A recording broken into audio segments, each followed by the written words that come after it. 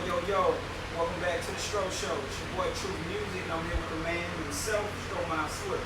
How you feeling, bro? Man, feeling pretty good. How about yourself? Blessed, fam. As always, yes, sir. Let's get right into these sports topics. You ready? Yes, sir. All right, cool. So, as we know, all of the NBA teams are officially in Orlando. They have made it to the bubble.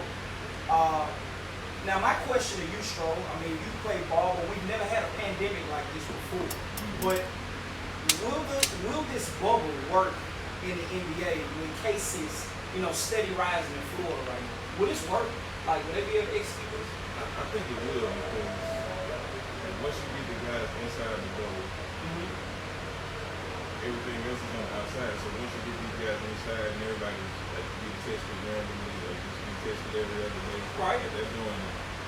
If I'm not mistaken, they're doing like tests every couple of days or whatever, just so there's not an outbreak. One player gets it, then they'll remove it from the bubble. I feel like that might be the safest place, even though they have a lot of rising cases in Florida. But once you get these guys inside this bubble and nobody leaves, like everybody that's inside they're gonna stay inside and just really just do the right thing. I think that's the safest place for them. So I think it'll work. So my question, just a curveball question to throw out there. What about the people that are serving the players? They're going in and out. No, I think the people that are serving, I think they have to stay in there too. If I'm not mistaken. Okay. Like they hired those people for like 2 months and like they accommodate them in the rooms and all that. They have to stay on as well. Everybody inside the door is inside for 2 months. Understood. Okay, so that actually kind of clears that up, and it shows that when you're in the bubble, you're officially in the bubble. There is no going out. And you're allowed to leave, but if you leave, then you can't come back for like 14 days. You have to go through the quarantine process again. So once you're in, and you're not forced to stay. And that 14 days that you're quarantined, you're probably gonna miss some basketball. You're definitely missing games. So that wouldn't be good. So okay. You'll have people that may have to leave for medical or personal reasons. I know one guy personally, Garrett Temple. I played basketball at LSU with his older brother. Okay. And he's expecting his first child. So, man, congratulations to him. Yeah, congratulations. And I know he'll probably be leaving if they make it to the finals or make it, I think, to the playoffs, and he'll probably have to leave. I also heard Gordon Hayward is in the same position where they have to, hey, if the baby is about to be born, they'll leave. They've already made that known. So, yeah, man. So I definitely agree. I think it can work. As long as they've already did their due diligence.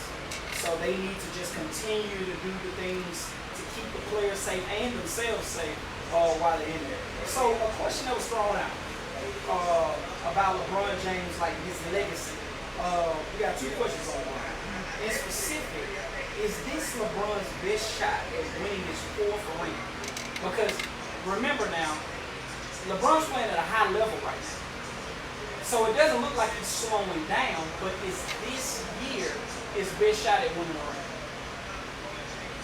To be honest, I'm still shocked. I'm still amazed at what he's doing right now in year 17. Right. But man, I can barely dunk. Right. Okay. And LeBron right there, like doing like some unbelievable stuff. I was able to go to the game in January when they played against the Pelicans. I'm sitting like almost courtside, and I'm just in awe of what he's still able to do. Right. Like in person, like this, like you see it on TV and it looks good on TV, but it's even more impressive to see it in person. To see him, just facilitating and still showing that athleticism that he has in year 17. And Power off. So, like for me, I think right now, this is a great opportunity for him because still, all the time, he's undefeated. Like it is. That it is. But man, he putting up a hell of a fight. Right. Just all the time. Right. I think this is a great opportunity. Coming back rested. Right. Body feeling good. Fresh. Right. And so I think this is a good opportunity for him. But man, you give him 3 months off and come back to play. I think he has a just give opportunities to everybody else. And right. I'm looking forward to it. So you never know, he might come back next year. And that's the thing. I think Stro, I haven't noticed really a decline in his game. Mm-hmm. Like I know a few analysts have stated that they've noticed like a steady decline, but it's very small, but they've noticed the decline. Right. And me personally, man, he's still able to do amazing things with the basketball, even at year 17. So, I mean, I still say he got a couple of years left, man, to build on his legacy as far as championship-wise. So, I'm gonna say that he got at least 2 years. I believe so too. Yeah. And he has another amazing career next to him. He does. And younger, bro. That's able to carry that load. Mm-hmm. So when he does start to feel the effect of year 17, year 18, Right. now he can put some of the pressure on AD. The first. He has the shoulders to do it. Like, he can carry it. He can carry it. I believe so too, Stro. I do. So just a perfect segue. So Kenny the Jet Smith, he named his all-time list, and LeBron James was ranked number 10 on his list. But remember, this is always opinionated at the end of the day. Everybody's just stating their opinions. Where would LeBron rank on your top 10 players of all time? Would he be in your top 10? Most definitely. I hate these questions, but we used to do this back when I was playing Right. like early 2000, 2001, 2002, 2003. Like, we all used to get together and we write down our top 10 players of all time. Right. So that list has changed since 2000. Right. It's like More players have entered the league. and players have had unbelievable They careers. sure have. So it's like, man, who I take off this list? Like, is Kevin Durant better than Larry Bird? Like, you don't want to go against Larry Legend. You can't take away what he brought to the league or did for the league. But Kevin Durant is transcendent. Like, you can't, like, you don't get a talent like that. It's unbelievable. Like, it's 7 foot, put the ball on the floor, and score from anywhere on the floor. Like, you don't get that. Even-handed. So, like for me, when you talk about like the top 10, it's like, man, I gotta go back and change my top 10 from back in the early 2000s. Right. Because now, like, you gotta put Durant in the top 10. He's coming up, man. You gotta put LeBron in the top 10. Like the people that I think are untouchable, like, I won't give you a list, but the people I think are untouchable. Okay. Mike, Magic, Larry, Bill Russell, Shaq, and then I'll go with Hakeem Olajuwon because that was one of my favorites. Okay.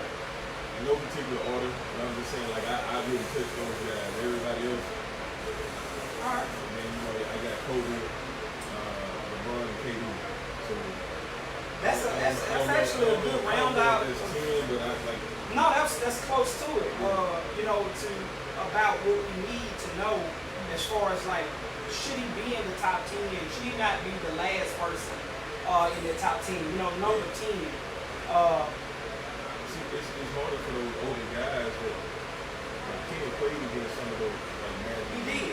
So it's hard for him to take those guys out or replace them with anybody. Right. Because you competed and you fought against these guys. Like, so it's hard for you to take those guys out. So a lot of times, like, the numbers are pretty much even, or sometimes these guys today, like, the numbers are better because the game is it's a lot faster than it was back then. Right. There's more scoring, so like the guys are going to score more points than they did back then. Also at the 3-point line. Yeah, so like that's why it's so opinionated because everybody has different opinions and everybody plays in different eras. True. So, but one thing I noticed, Stro, similar to what you said earlier about guys who are untouchable, is certain guys that no matter what age group or what area you're in, they seem to always be mentioned in the top 10. So everybody has a certain amount of players that they consider untouchable. Like players that they have to be in the top 10. They just have to be. so my thing is on this top 10 list, where would you put Michael Jordan? Well, he's number 1 to me. I put LeBron too. Well, that's saying something. So like Like overall I mean, honestly, that's overall basketball, like just like IQ, just what he's able to do. Like most guys, like they have one thing that they're just really great at. right. Jordan was he's a great scorer, he's a hell of a defender.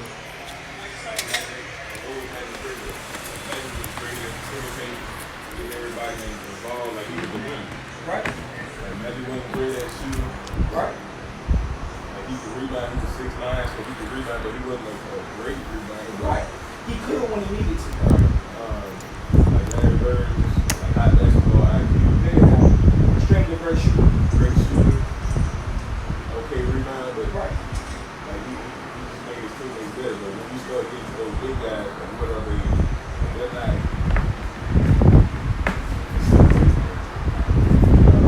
Shot rebound, scoring, and assist. Like they're not doing everything. LeBron does all of it. He does. I think that's what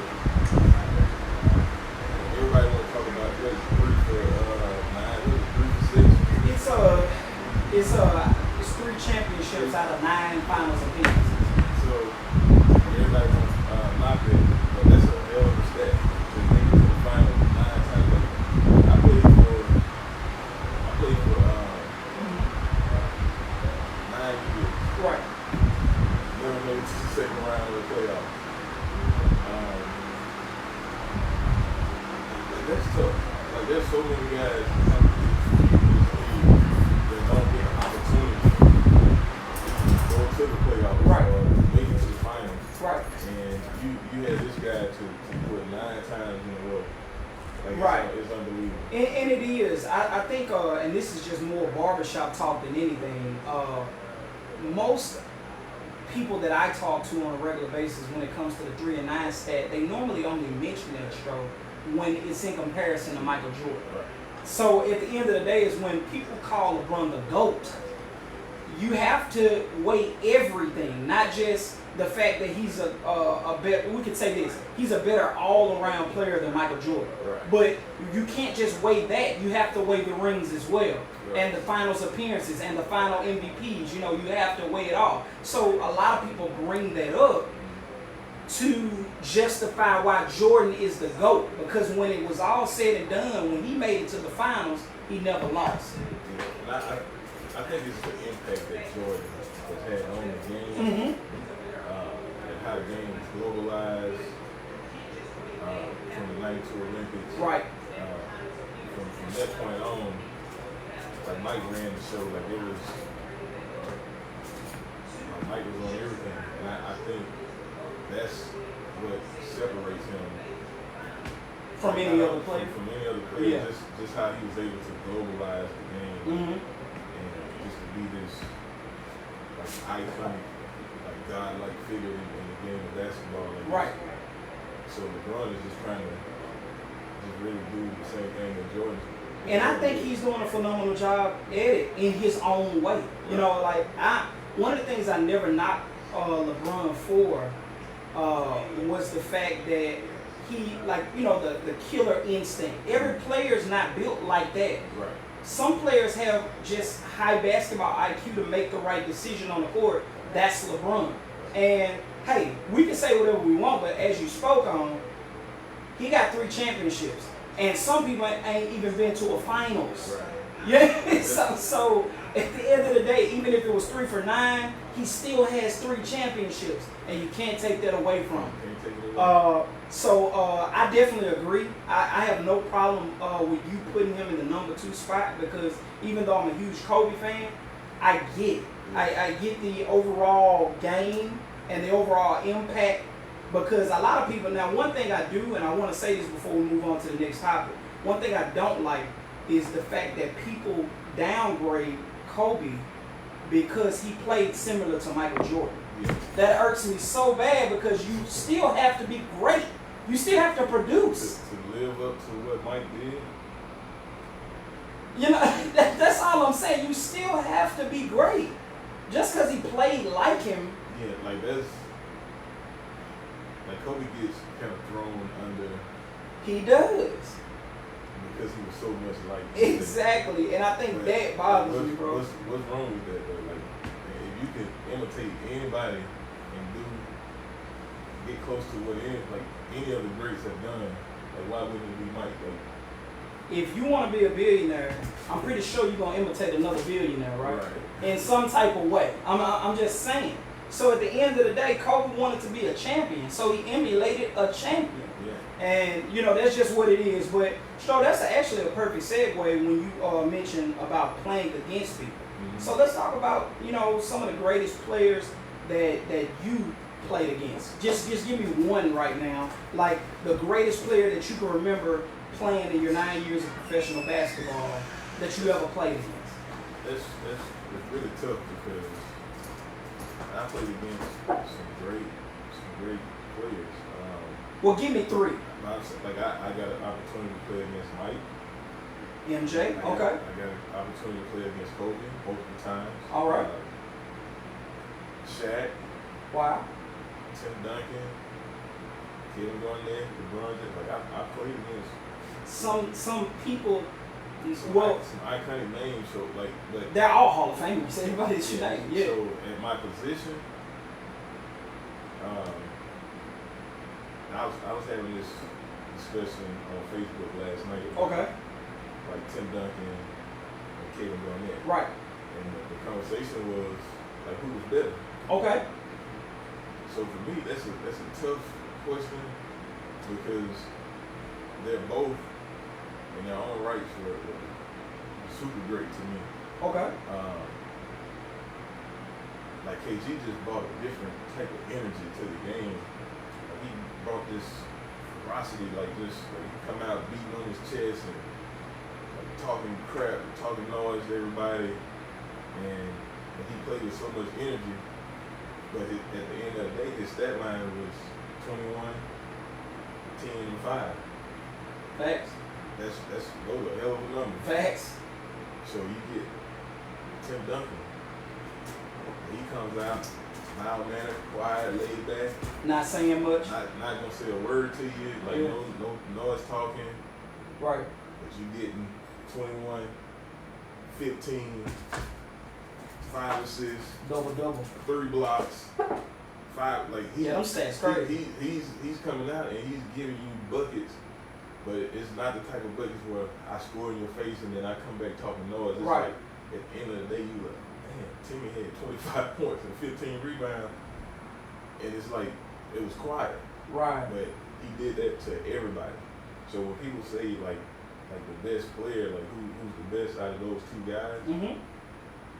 I have to give the nod to Timmy because he's got the rings behind him. He does. He does. I hated playing against KG. Mm-hmm. Like it was easy for me. It was easier to play against Tim Duncan because it wasn't like I know Timmy's gonna get his numbers, but it was so easy and fundamental. Like he was not there trying to embarrass you and trying to dunk on your head and talking noise to you like. Most guys, that's what they worry about. Because I'm not trying to get dunked on. I'm not trying to get crossed over. Right. Like Timmy's not gonna do all that. Mm-hmm. He's just gonna jab step you off the glass. Right. There's a question for Stro Miles Swift from Andre Coleman. There we go. Stro, he says, how do you feel being compared to Darius Miles when you was balling? Man, I honestly, like that's a pretty decent comparison. Like D Miles was. In my opinion, he was a little bit more skilled than I was. Like his ball handling for his height was amazing. Like I think D Miles maybe 6'9". Like he could put it on the floor. Like I could put it on the floor a little bit too, but not like that consistent like D Miles. And man, like it was fun playing against him. Man, exciting player to watch and play against. But that's a good comparison though. Like I like D Miles, but. It was pretty cool going against them. Like when we came out in the same draft. Right. Me, Darius, Quentin Richardson, Mike Miller, Kenyon Martin. Like I think that was Marcus Fizer. That was the top 5 picks. Man, it was awesome though. Like D Miles was tough. Yeah, man. Shout out to D Miles. Yeah. Do we got any more questions? I don't want to move on. Okay. So I think this is gonna be perfect because I know who you view as the greatest trash talker. Yeah. But tell the people who was the greatest trash talker that you ever played against. At my position, the greatest trash talker was Kevin Garnett. Right. But I think the overall greatest trash talker that I ever played against Okay. was Gary Payton. Wow, the glove. Like Gary, man, What? GP was, man, he was tough, man. What Michael said on The Last Dance? I had no problem with the glove. Oh man, GP was tough, man. Like MJ can say that. Yeah. But when GP got on him, it changed. Like Mike didn't have a problem, but he made it tougher for Mike to score. Gotcha. So I remember lining up at the free throw line. So most of the time, the big guys line up at the bottom of when you shoot free throws. Right. The big guys line up at the bottom. So I'm down on my knees. We playing Seattle. Like I'm down on my knees, and I look over. I look down. It's GP, and he's just talking noise. He's talking about, he's like, don't take me lightly. I'm about to get this rebound. I'm sitting there like, man, like you don't get your little self up there at the top of the key. But you know, he just, man, but you can't really say nothing to him because he's gonna be on you the whole game. Yeah. Like once he feel like he can get in your head, he's gonna talk, and you're not gonna win that battle. Right. That's dope, man. So let's keep it with the NBA. We talked about LeBron James. Right. All right. So as we know, LeBron had one of the biggest hype machines behind him coming out of high school. Mm-hmm. We know that. I mean, everybody was calling him the chosen one, and you know, he really, to me, blew the expectations out the water. He did a great job at playing the game with all of that pressure on his back.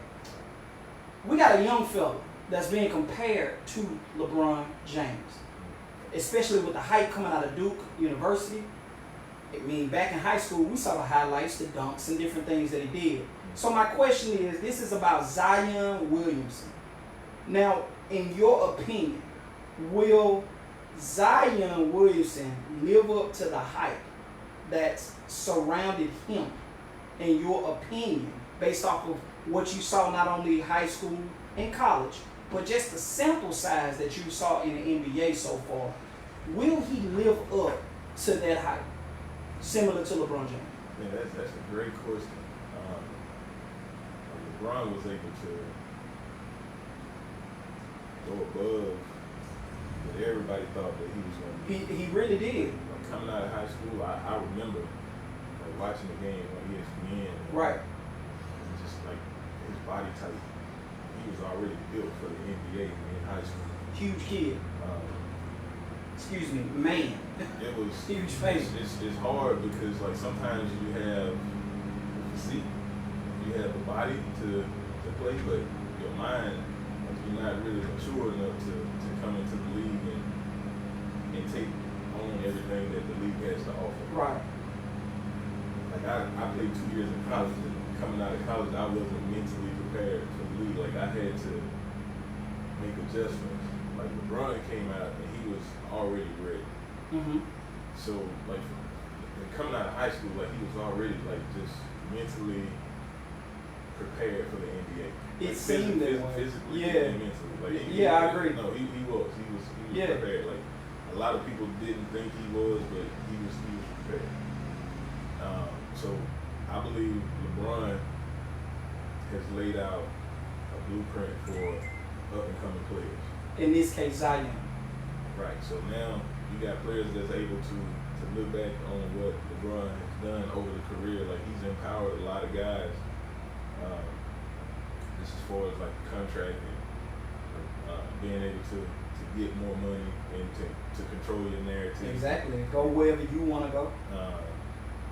So, like from what I've seen from Zion, Mm-hmm. he seems to be mentally like ready.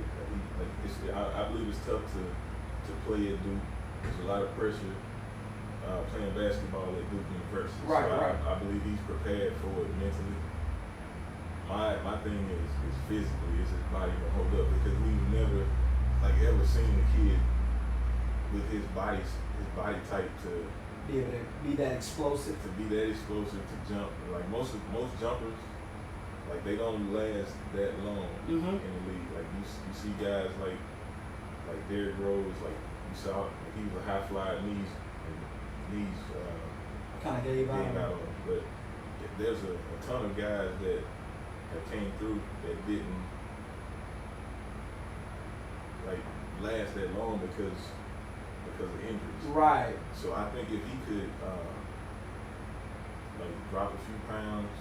Yeah, I was gonna mention that, Stro. I saw in the bubble they put a little footage out there where they showed Zion and how he looks right now going into the bubble, and it looks like he lost a little bit of weight. So that advice, he kind of already, is taking some of it, and he's tried to lose some weight and.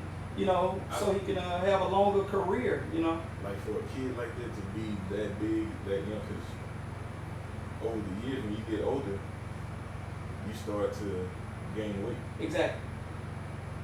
Like I remember when I was 19, 20 years old, I was 220 pounds. I look back on those photos now and those videos, and I was like, man, I was like thin. Right.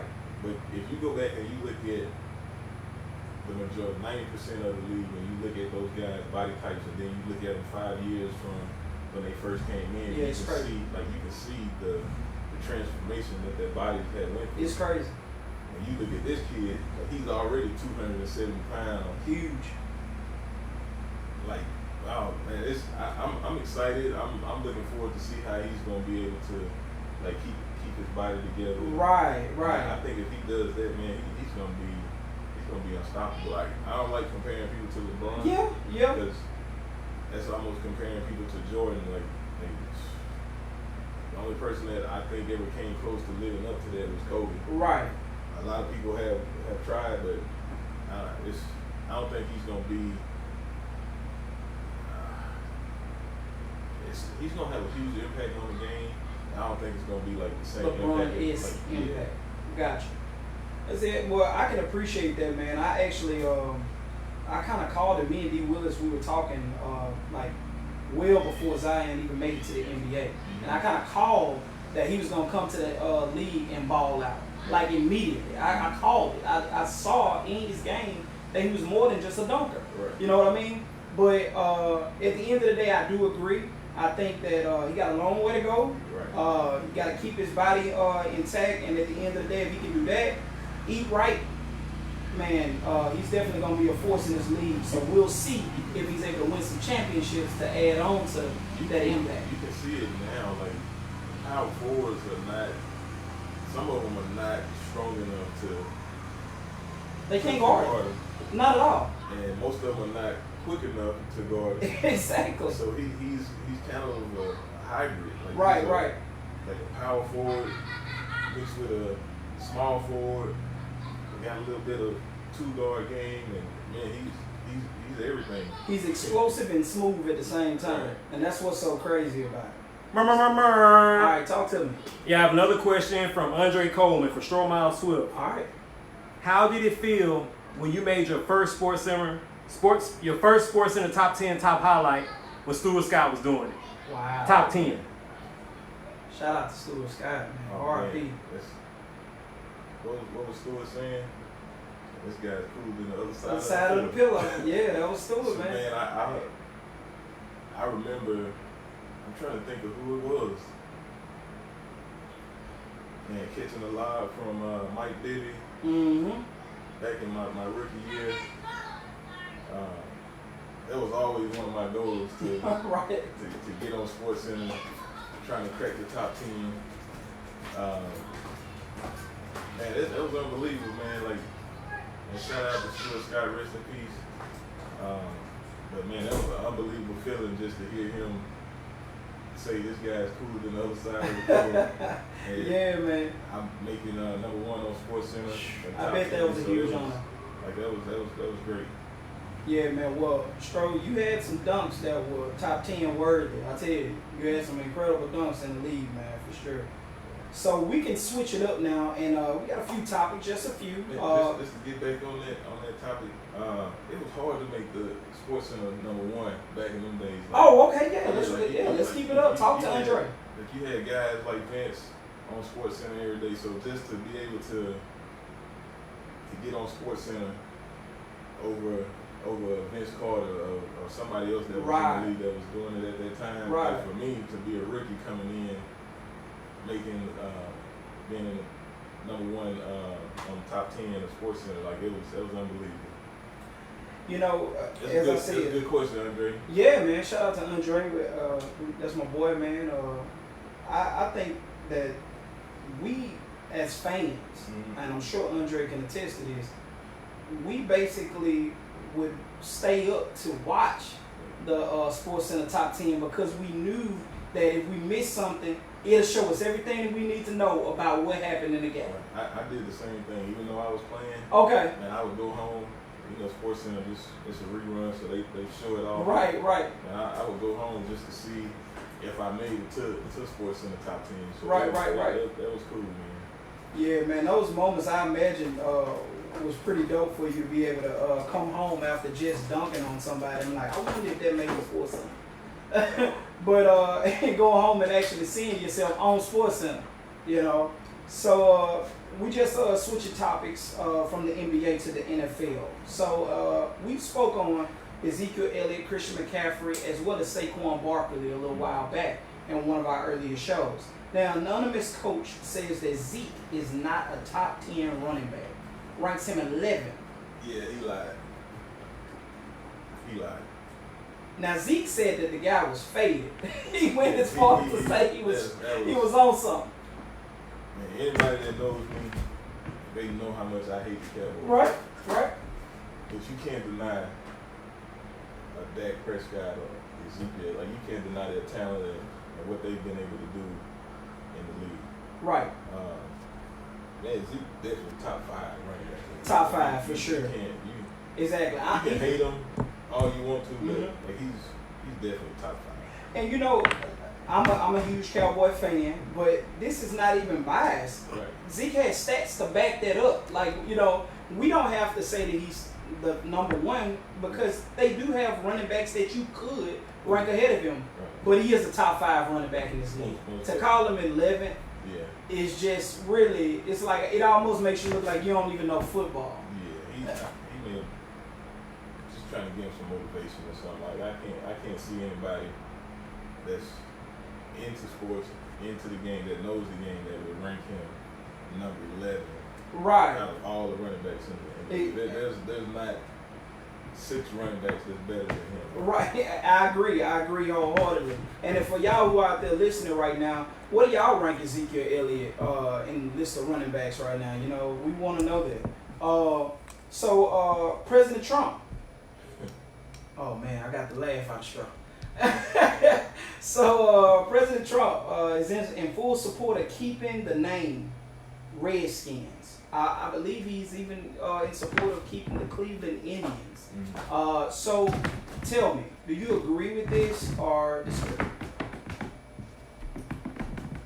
Should the name be kept or should they change it based on the polls to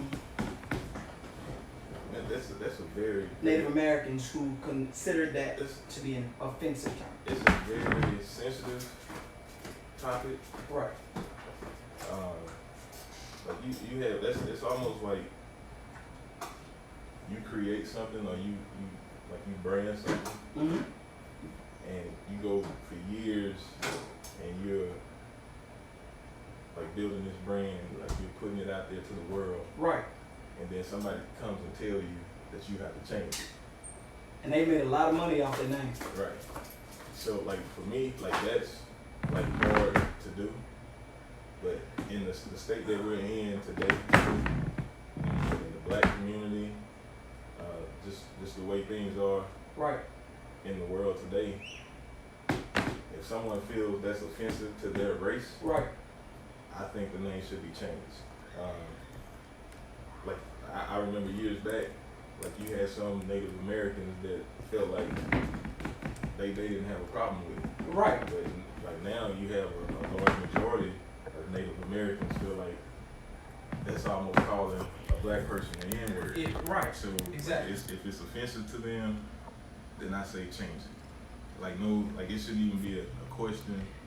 I feel like they should just go ahead and change it. And I completely agree. I think at the end of the day, nothing should be offensive to anybody. Right. Set in stone. Right. You know what I mean? And the fact that we can be okay with being offensive to people, you know, regardless. I respect at the end of the day who's in office by the title, but I think at the end of the day we have to have some type of empathy towards people who are offended by something, particularly about their race. Like it's literally about their race. So I'm in agreement with you. I think the name should be changed if anybody is offended by it. You know what I mean? Because all it takes is one. Because even if it was just one black person that was offended by a name, and it actually, by the name, is offensive. You know what I mean? If you look it up, redskins, you know what I like? It's offensive to them. So if it was offensive to us, we would want it, you know, basically stripped. So we need to give that same support for people who the word is offensive to them as well. I do agree with you. So before we get into the Stro story, because I know y'all looking forward to, because I'm always looking forward to the Stro story. So will Patrick Mahomes' contract become a trend in the NFL? As you know, Pat Mahomes signed a 10-year, $503 million contract that goes up to about 12 years because he had 2 years left on his contract. So will this type of long contract become a trend in the NFL, or is this kind of like gonna be one of these one time? It's like an anomaly in the league. I'm not 100% sure about that. Like I don't see guys signing for that long 10-year deals, because what that does is that ties you in for pretty much your whole career. The life of your career. The average football career is maybe like 3 years, maybe.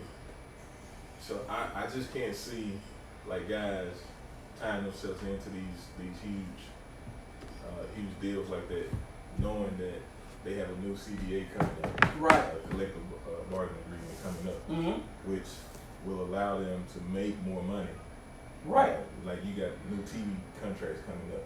So once these new TV deals come up, like you're getting more money.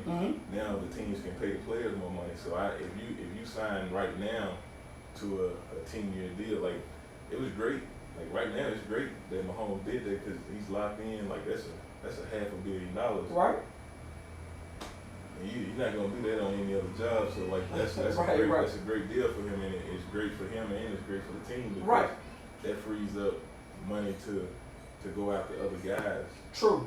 When you have a longer term deal like that, now they can go out and add to the team and get some great quality players too. And he already has a really good roster around him, so I'm sure he wants to keep that roster, you know, around him because they happen to just have won the Super Bowl.